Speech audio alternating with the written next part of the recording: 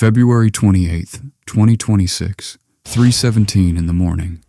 Al Dhafra Air Base, Abu Dhabi, United Arab Emirates. The desert air was still.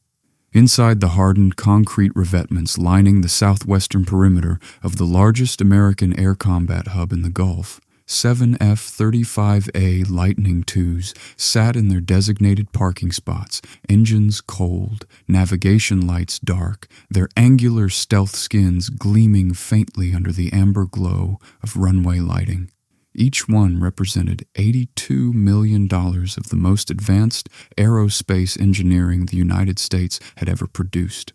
Each one was considered, by every military planner in Washington, effectively invisible to the enemy.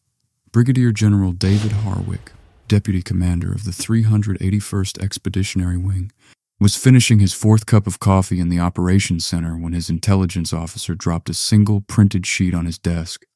The radar returns had started appearing 40 minutes ago, too small, too low, and too numerous. He looked at the numbers. He looked up at the ceiling. Then he picked up the phone. He never finished dialing. The first wave hit Al Dhafra at 3:19 a.m., not with ballistic missiles, but with something far more insidious. 47 Shahed 238 jet-powered kamikaze drones flying in coordinated swarm formation at rooftop altitude crossed the perimeter fence from 3 separate vectors simultaneously. The THAAD battery on the base's eastern edge, already saturated after days of continuous intercept operations across the Gulf, oriented toward the primary threat vector. Its AN/TPY-2 radar, a $2 billion piece of precision electronics, had been degraded 3 days earlier by an Iranian Khorramshahr 4 ballistic missile strike, a weapon specifically engineered to punch through layered missile defense. The radar was operating at 63% capacity. What happened next took 90 seconds. If you've never seen this channel before, hit subscribe right now. This is the story they don't want told in full, and we're just getting started. 7 F-35s, 90 seconds. The mathematics of what Iran had just done to American air power in the Gulf would rewrite every assumption Pentagon planners had carried into the conflict. Let's go back to where this actually began.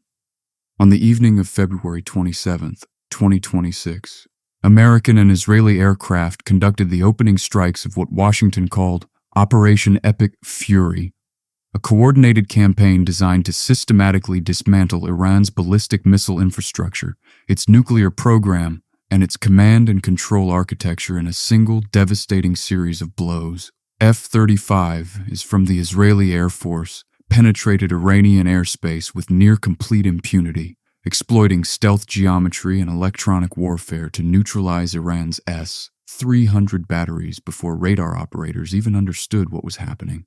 American B-2 bombers struck hardened facilities at Fordow and Natanz.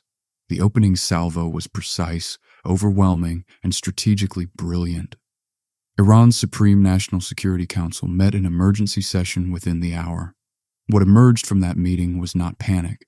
It was a targeting list 18 months in the making. General Hossein Salami, commander of the Islamic Revolutionary Guard Corps, had spent a year and a half wargaming exactly this scenario. His planners understood something that American defense architects had systematically underestimated, that the United States' greatest vulnerability in the Gulf was not its aircraft, not its missiles, not its aircraft carriers. It was the geography. Every American base in the region was parked inside Iranian missile range. Every runway, every hangar, every radar array sat within the terminal reach of weapons that Iran had been quietly manufacturing by the thousands. The IRGC Aerospace Force launched the first retaliatory wave at 11:45 p.m. on February 28th. It was not aimed at Israel. It was aimed at the American throat. Drop a comment below right now. Where are you watching from? Because what I'm about to tell you about what Iran actually hit in the first 72 hours is something most Western outlets buried on page 10. The opening salvos across the Gulf were staggering in scale. By the morning of March 1st, Iran had launched 285 ballistic missiles, 15 cruise missiles, and over 1,500 drones at targets spread across 6 countries simultaneously: the UAE, Bahrain, Kuwait, Qatar, Saudi Arabia, and Jordan. The sheer volume was the weapon. THAAD batteries, Patriot systems, Arrow interceptors, and Emirati Patriot squadrons all fired continuously until interceptor stockpiles began reaching critical depletion thresholds. Iran had studied exactly how many shots it would take to exhaust the magazines. At Al-Dhafra specifically, the Americans had been fighting the intercept battle for 37 straight hours before the drone swarm arrived on the morning of February 28th. The base's perimeter defense was exhausted in the most literal operational sense. Crews had not slept, interceptor inventory was down, and Iran knew it, because the Shahed drones that had been probing base defenses for 36 hours were never intended to hit anything. They were reconnaissance. They were inventory depletion tools. They were the setup.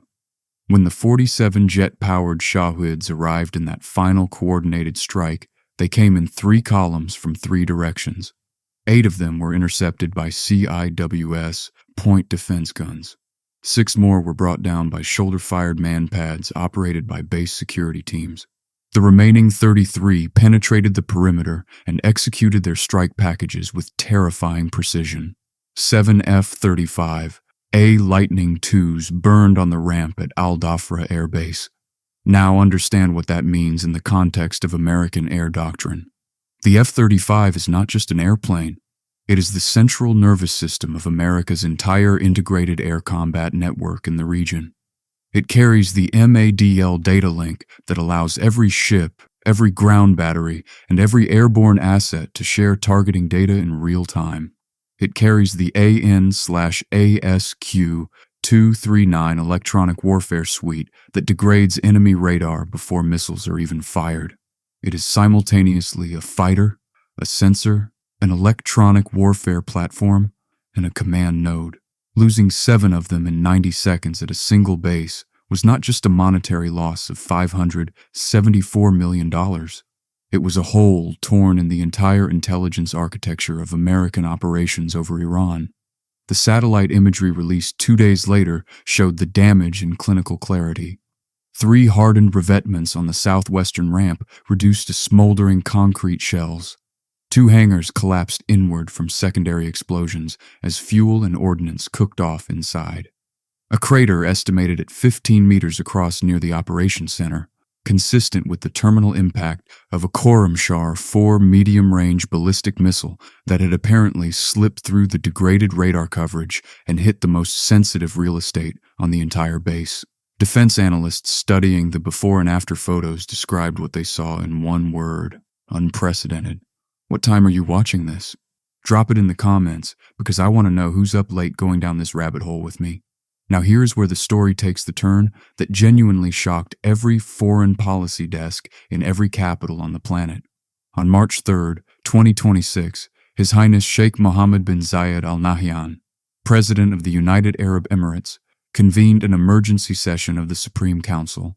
What emerged from that meeting was a diplomatic cable delivered personally to the American ambassador in Abu Dhabi at 6 a.m. on March 4th. The language was formal. It was precise, and it was unmistakable in its meaning. The UAE had already, in the weeks before the conflict erupted, quietly told Washington that Al-Dhafra could not be used to launch offensive strike missions against targets in Iraq and Yemen. That restriction, reported by the Wall Street Journal and confirmed by Arab Center Washington, had been communicated as a matter of Emirati self-protection. The Gulf state had watched what happened to countries that became too visibly entangled in American offensive operations. They had made a calculation. Now, with Iranian missiles having already struck Emirati soil, with 6 civilians dead, with smoke rising from the financial district of Dubai, with Iran's military publicly warning the UAE to evacuate its ports and docks, and, in their words, American hideouts, the calculation changed completely. The cable informed Washington that all offensive combat operations conducted from Al-Dhafra Air Base must cease within 48 hours. The UAE was not expelling American forces, but it was making clear, with the authority of a sovereign nation watching its own cities burn, that it would not allow its territory to serve as the launching point for further strikes that were drawing Iranian ballistic missiles into the heart of Abu Dhabi. In Washington, the reaction was described by one senior defense official, speaking anonymously to The Hill, as the most significant diplomatic rupture with a Gulf partner since the lead-up to the Iraq War. The Emirati ambassador in Washington was summoned to the State Department within the hour. The conversation, by multiple accounts, was not friendly, but Abu Dhabi's calculation was coldly logical. Iran had already demonstrated, on satellite imagery visible to the entire world, that it possessed both the will and the weapons to reach Al-Dhafra. The Khorramshahr 4 crater was not propaganda. It was a message written in reinforced concrete and smoking steel.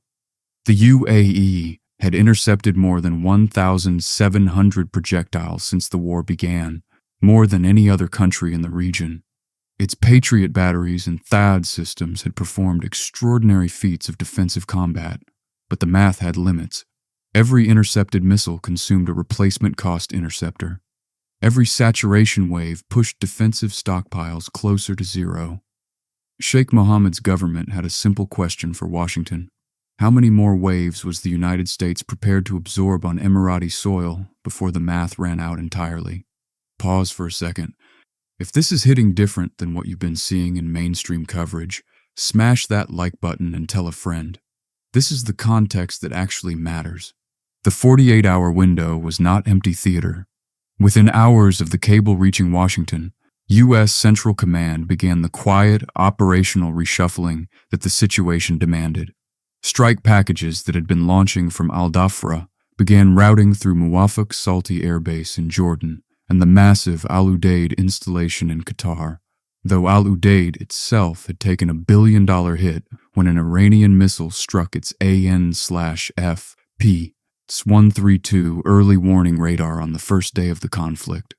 The strategic geometry of American air power in the Gulf was being redrawn in real time, under fire, because a sovereign ally had looked at the damage on its own soil and said, "Enough."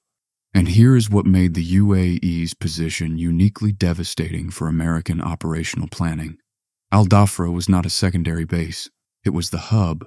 The 381st Expeditionary Wing base there operated not just F-35s, but the U-2 reconnaissance aircraft that tracked Iranian missile launchers, the MQ-4C Triton maritime surveillance drones that monitored the Strait of Hormuz, and the critical aerial refueling assets that extended the combat radius of every other strike platform in the theater. When Iran's drone swarm hit those hangars on the morning of February 28th, satellite imagery confirmed at least 2 MQ-4C Triton drone hangars burning from the inside. Potential losses estimated at $266 million for the airframes alone, not counting the surveillance gap their absence created over the most strategically critical waterway on Earth. Iran had not hit a base. Iran had kicked out the eyes, ears, and fuel line of the entire American air campaign simultaneously. The Khorramshahr 4 missile deserves a moment of your attention, because it is the weapon that most fundamentally changed the calculations in this conflict. Unveiled by the IRGC Aerospace Force in 2023, and operational by early 2026, it carries a warhead payload of between 1,500 and 1,800 kilograms, roughly 3 times the payload of the missiles the Gulf had been defending against for years. Its re-entry vehicle is maneuverable, meaning it executes evasive trajectory changes during its terminal dive. It approaches its target at hypersonic terminal velocity, and it was specifically designed, in Iranian engineering documents translated by Western intelligence, for exactly one mission: killing hardened military infrastructure defended by THAAD. THAAD killed it most of the time. Most, not all. And in a war measured in percentages, the ones that got through rewrote the story. By March 13th, 2 weeks into the conflict, the damage accounting had been finalized by multiple independent analysts. The United States had lost approximately $3.84 billion in military assets, 4 AN/T PY-2 THAAD radar systems across the UAE, Jordan, and Saudi Arabia, $2 billion. The AN/FPS-132 radar at Al Udeid in Qatar, $1.1 billion. 11 MQ-9 Reaper drones confirmed downed, $330 million. Three F-15E Strike Eagles lost to a catastrophic friendly fire incident when Kuwaiti air defenses, overwhelmed and operating in degraded communications, misidentified American jets as incoming threats. $282 million. A KC-135 Stratotanker lost over western Iraq, killing all 6 crew members. The names of those 6 Americans: Captain Cody Cork of Florida, Sergeant First Class Noah Teachins of Nebraska, Sergeant First Class Nicola Moore of Minnesota, Sergeant Declan Cody of Iowa, Major Jeffrey O'Brien of Iowa, Chief Warrant Officer Robert Marzan of California, deserve to be read aloud because they represent the human cost buried beneath the billion-dollar statistics. And then there were the 7 F-35s at Al Dhafra, the ones that burned on the ramp in 90 seconds while the radar was looking the wrong way. What you're watching right now is not a story about a battle won or lost. It's a story about assumptions collapsing.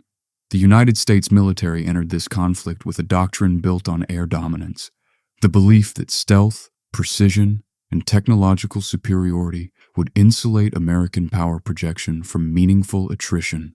The F-35 was the centerpiece of that doctrine, the most capable, most expensive, most networked combat aircraft ever produced. The plane that was supposed to make American losses in high-end conflict a relic of a previous era. Iran didn't shoot them down in a dogfight.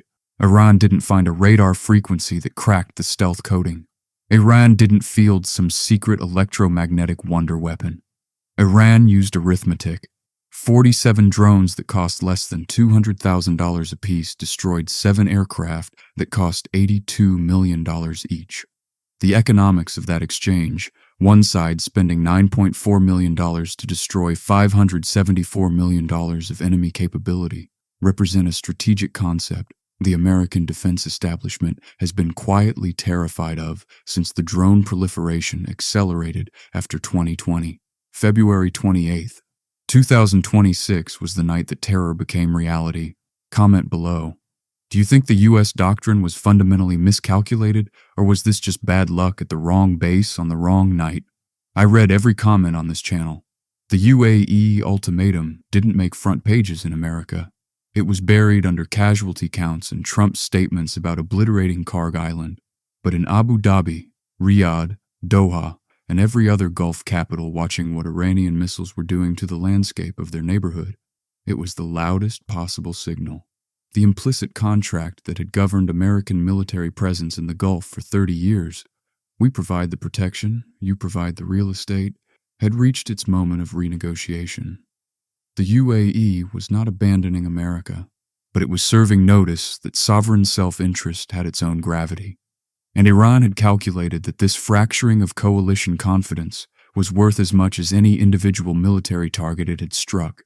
Every time a Gulf state restricted American operations, every time a diplomatic cable traveled between Abu Dhabi and Washington in the cold hours before dawn, Iran's strategic objective advanced without a single additional missile being fired. By March 14th, with the conflict entering its 3rd week, Iran issued a new public warning. Its military spokesperson, in a statement broadcast on state television and clipped immediately across every telegram channel in the region, called on people in the UAE to evacuate ports, docks, and what the statement described as American hideouts. The implication was not subtle. Iran was signaling that the next wave of strikes would target not just military installations, but the economic infrastructure that made the UAE's extraordinary modern prosperity possible. Dubai's ports, Fujairah's oil terminals, the financial towers visible from every window in the business district where 6 civilians had already died from falling debris. The Gulf states had built their entire post-oil future on being the world's Switzerland, neutral, open, indispensable, untouchable by conflict. Iran had just put a Khorramshahr 4 crater inside that assumption and invited the whole world to look at the satellite image. The UAE intercepted more than 1,700 missiles and drones in the first 2 weeks of the conflict. Its Patriot batteries and THAAD systems performed with a consistency that stunned defense analysts. The Emirati military, trained for years alongside American and French forces at Al Dhafra, executed intercept operations that most air defense experts had not believed a Gulf state could sustain under real combat conditions. The defense held, mostly. But mostly, in a war fought by drone swarms and ballistic missiles flying in simultaneous waves, means that some get through. And the ones that got through, the 2 ballistic missiles and 90 drones that penetrated to impact, left 6 people dead, fires visible from orbit, and a 15-meter crater at the heart of America's most important airbase in the region. There is a line in military history that gets repeated in different forms across different wars and different centuries. It goes something like this: the enemy always gets a vote. The United States entered Operation Epic Fury, having studied Iran's order of battle, mapped its missile sites, gamed out its likely responses. American planners knew that Iran would retaliate. What they had not fully internalized, what that 47-drone swarm at 3:19 a.m. made brutally clear, was that Iran had been studying American vulnerabilities with equal and arguably superior diligence. Every base layout, every radar coverage gap, every intercept capacity threshold, every diplomatic pressure point that could fracture coalition solidarity. Iran had done its homework in a way that showed at Al-Dhafra, in the ruins of 7 burning F-35s, in the 48-hour cable that landed on the American ambassador's desk before sunrise. The story of February 28, 2026 is still being written. The conflict is ongoing. The missiles are still flying. The diplomatic cables are still traveling in the dark hours before dawn. But the morning that changed the calculus of American power in the Gulf, the 90-second window when 7 of the world's most advanced combat aircraft became twisted metal on a desert runway, that morning has already earned its place in the permanent record. General Harwick reportedly stood in the operations center at Al-Dhafra, watching the after-action imagery on the big screen. The thermal video of 7 aircraft burning simultaneously in the pre-dawn dark, and said nothing for a long time. A young lieutenant standing beside him asked what they were supposed to do next. Harwick set down his coffee cup. "We figure out what we got wrong," he said, "and we don't make the same mistake twice." Whether Washington was listening is a question this conflict has not yet finished answering. If this video gave you something to think about that you weren't thinking about before, subscribe and drop a comment with your thoughts. The real story of this war is deeper and stranger and more consequential than anything making the headlines. We're going to keep going. Stay with us.